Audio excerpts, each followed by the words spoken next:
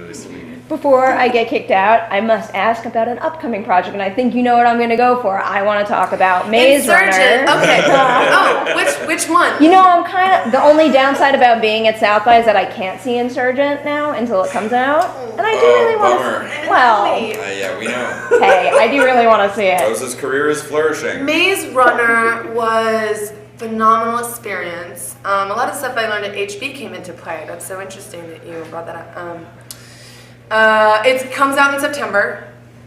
Insurgent comes out on the 20th, and then Maze Runner comes out in September, and then I start filming the third of both of those this year.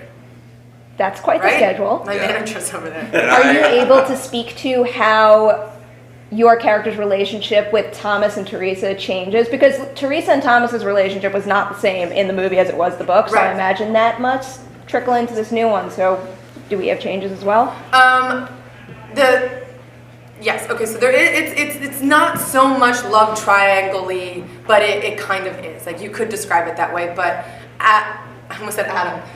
Dylan and Adam, by the way, if I ever got into a room with both of them, I think I might die of laughing too hard, because you two are the funniest two people in my life. I'm gonna kill that guy. He's a lot younger than you, but you guys are so. Consider that dude dead. Like, I would watch that movie. After working with Adam on Night Owls, I was like, I left that experience, and honest to God, I was like, I'll never have another experience like that ever again. And so when I met Dylan before I did Maze Runner 2, I was like, oh, thank God, like, there are more people out there that get me and I get them and that have the same brand of like sort of like pushing and comedy and stuff.